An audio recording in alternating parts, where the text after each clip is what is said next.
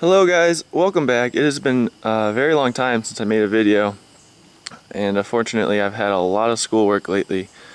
But today we are going to be brewing Sassafras Tea, and this here is sassafras, and this is right along the side of my house, and this is sort of my front yard over here, and right in the middle there is the lake that I sometimes shoot videos at, not too often, but this is sassafras, and it can be used to craft a tea. And I was told this by my uncle, who is a pretty wild nature guy, and he says the tea makes you quote unquote lazy. So apparently it's sort of a relaxing tea, and I will point this out. I did a little bit of research online, and sassafras contains something called safrole, which is a known carcinogenic, and sassafras was actually used way back when to brew stuff like root beer, and it has since been pulled off the shelves because administrations and organizations like the FDA have deemed it as unsafe. So now they use a synthetic form of sassafras to make their root beer and whatnot. But as far as identifying sassafras goes, the big thing is the smell of it. And unfortunately I can't show you guys, but if you rip the leaves or if you sort of scratch the bark, it smells a lot like sort of a spicy lemon, and kind of like Fruit Loops would be a pretty close guess. And as far as identification goes, the big thing is the leaves. So you can see right here they kind of look like mittens. Some of them, like this one right here, only have one little finger on the side. Some have two, and some like this have no fingers at all. So as far as getting the tea, we actually need to pull up the roots, because the roots contain the highest concentration of whatever is used to brew the tea. So unfortunately that means we probably need to kill the tree, because damaging the root system is likely going to kill the tree. But fortunately, sassafras is not a very useful wood. People kind of identify it as a nuisance, and the timber you get from it is just simply not very good.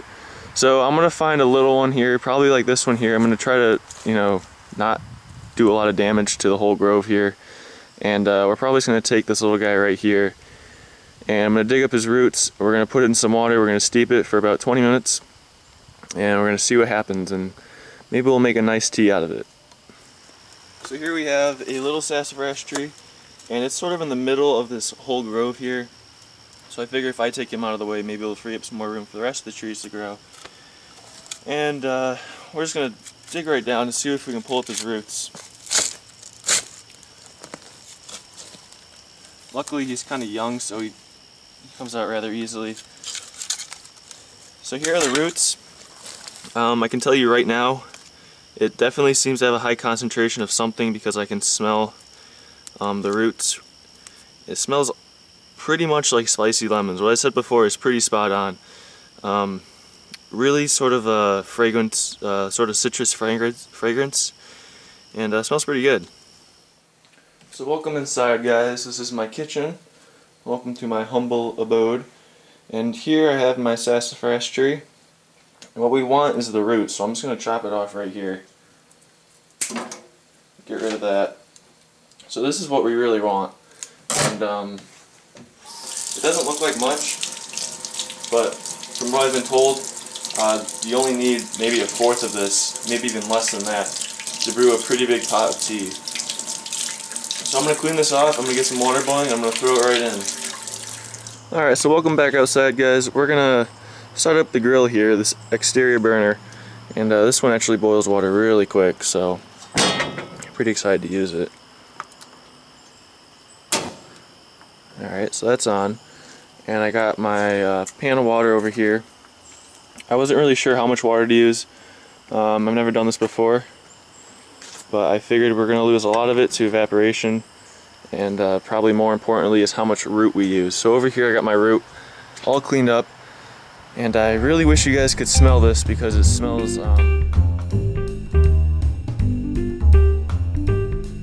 it's very similar to sassafras. I mean, it's really hard to lay a finger on what it smells like, but it smells pretty good.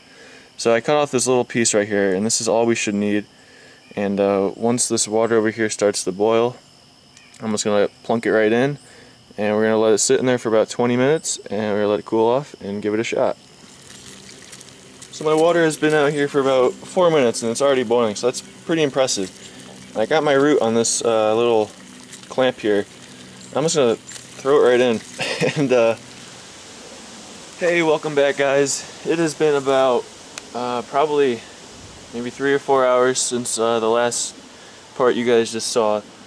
And I've been boiling the tea for a very long time, probably close to an hour at least. And I've had to fill up the pot several times with fresh water. And as you can probably see, there's I put all 4 of the roots. Well, I put the whole root in there. I cut up into 4 different pieces. I put the whole thing in there because the one piece didn't really seem to you know, steep into the water very much. So I put together a little filtration here. It's just a regular coffee filter, rubber band, and obviously a cup. And I'm just going to filter it out and give it a shot and see how it tastes.